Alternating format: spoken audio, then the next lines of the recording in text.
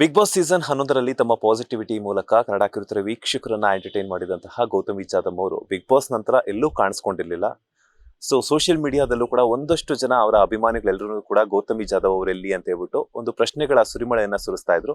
ಅದಾದ ನಂತರ ಭಾರ್ಗವಿ LLB ಅನ್ನುವಂತಹ ಒಂದು ಸೀರಿಯಲ್ ನಲ್ಲಿ ಖಡಕ್ ಪೊಲೀಸ್ ಅಧಿಕಾರಿಯಾಗಿ ಅವರು ಎಂಟ್ರಿ ಕೊಟ್ಟಿದ್ರು. ಸದ್ಯ ಈಗ ನಮ್ಮ ಸಿಂಧೂರಿ ಅಂತ ಕರೀಲ ಅಥವಾ ಗೌತಮಿ ಜಾಧವ್ ಅಂತ ಕರೀಲ ಗೊತ್ತಾಗ್ತಿಲ್ಲ.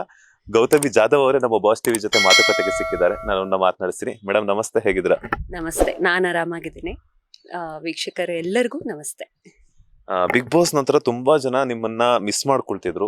ಸೊ ಅದಾದ ನಂತರ ಎಲ್ಲಪ್ಪ ಎಲ್ಲೋದ್ರು ಅಂತ ಹೇಳ್ಬಿಟ್ಟು ಕೆಲವರೆಲ್ಲಾನು ಕೂಡ ಬಿಗ್ ಬಾಸ್ ಆಯ್ತು, ಫ್ಯಾಮಿಲಿ ಜೊತೆ ಟೈಮ್ ಸ್ಪೆಂಡ್ ಮಾಡ್ತಿದ್ದಾರೆ ಅಂತ ಕೆಲವರು ಅನ್ಕೊಂತಿದ್ರು. ಇಲ್ಲ, ಆನ್ ಸ್ಕ್ರೀನ್ ಪ್ರೆಸೆಂಟೇಷನ್ ನ ಒಂದಷ್ಟು ಜನ ಅಭಿಮಾನಿಗಳೆಲ್ಲ ಮಿಸ್ ಮಾಡ್ಕೊಂತಿದ್ರು. ಈಗ ಸಿಂಧೂರಿ ಅನ್ನುವಂತಹ ಅದ್ಭುತ ಒಂದು ಲೇಡಿ ಖಡಕ್ ಪೊಲೀಸ್ ಅಧಿಕಾರಿಯಾಗಿ ಎಂಟ್ರಿ ಕೊಟ್ಟಿದ್ರ, ಹೇಗಿದೆ ಪಾತ್ರ ಎಲ್ಲ ಅಂತ?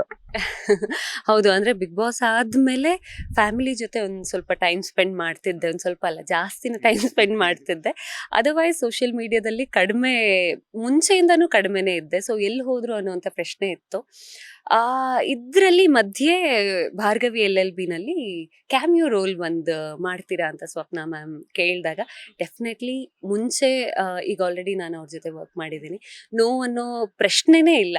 ಅದರಲ್ಲೂ ಅವರು ಯಾವುದೇ ಒಂದು ಪಾತ್ರನಾದ್ರೂ ತುಂಬಾ ಚೆನ್ನಾಗಿ ತೋರಿಸ್ತಾರೆ ಅನ್ನುವಂಥ ಧೈರ್ಯ. ಸೊ ಅವ್ರು ಕೇಳಿದ ತಕ್ಷಣ ಹಾ ಅಂತ ಹೇಳಿದೆ. ಸೊ ಭಾರ್ಗವಿ LLB ನಲ್ಲಿ ಈಗಾಗಲೇ ನಾನು ನೋಡಿರ್ತಾರೆ, ಸಿಂಧೂರಿ ಆಫೀಸರ್, ಒಂದು ಸ್ಪೆಷಲ್ ಆಫೀಸರ್ ಆಗಿ ಕಾಣಿಸ್ಕೊಂಡಿದ್ದೆ. ಚೆನ್ನಾಗಿತ್ತು. ಅಂದ್ರೆ ಮತ್ತೆ ಬಹಳಷ್ಟು ತಿಂಗಳಾದ್ಮೇಲೆ ಮತ್ತೆ ಫೈಟ್ ಮಾಡುವಂತ ಅವಕಾಶ ಸಿಕ್ತು ನನಗೆ. ಮುಂಚೆ ಏನ್ ತುಂಬಾ ಪವರ್ಫುಲ್ ಪಾತ್ರ ಮಾಡಿದ್ದೆ ನಾನು, ಅದರಷ್ಟೇ ಪವರ್ಫುಲ್ ಆಗಿರುವಂತ ಪಾತ್ರ ಇತ್ತು. ನಾನೇನ್ ಕಡಿಮೆ ಬಂದಿದ್ರು ಒಂದು 4 ಡೇ ಶೂಟಿಂಗ್ ಮಾಡಿದ್ವಿ. ಒಂದು ವಾರ ನಾನು ಎಲ್ಲರ ಮನೆಗೆ ಹೋಗಿರ್ತೀನಿ. ಬಟ್ ಅಷ್ಟರಲ್ಲೂ ನಾನು ನನ್ನ ಪ್ರೀವಿಯಸ್ ಎಕ್ಸ್ಪೀರಿಯನ್ಸಸ್ ಅಲ್ಲಿ ಏನು ಮಿಸ್ ಮಾಡ್ತಿದ್ದೆ ಈ ಒಂದು 6-7 ತಿಂಗಳು, ಅದು ಮತ್ತೆ ನನಗೆ ಚೆರಿಷ್ ಮಾಡುವಂಥ ಮೂಮೆಂಟ್ ಸಿಕ್ತು ಅಂತ ಹೇಳ್ಬೋದು. ಸೊ ನಾನು ಎಷ್ಟು ಎಂಜಾಯ್ ಮಾಡಿದೆ, ನೋಡ್ತಿರೋರೆಲ್ಲರೂ ಅಷ್ಟೇ ಎಂಜಾಯ್ ಮಾಡಿರಬಹುದು ಅಂತ ಅನ್ಕೊಂಡಿದ್ದೆ. ಈ ಸಲ ಒಂದು ಖುಷಿ ವಿಚಾರ ಏನಂತಂದ್ರೆ, ಗೌತಮಿ ಅವರು ವಿಗ್ ಆಗ್ತೆ ಕೂದಲು ಬಿಟ್ಕೊಂಡು ಫೈಟ್ ಮಾಡಿರೋಂಥದ್ದು.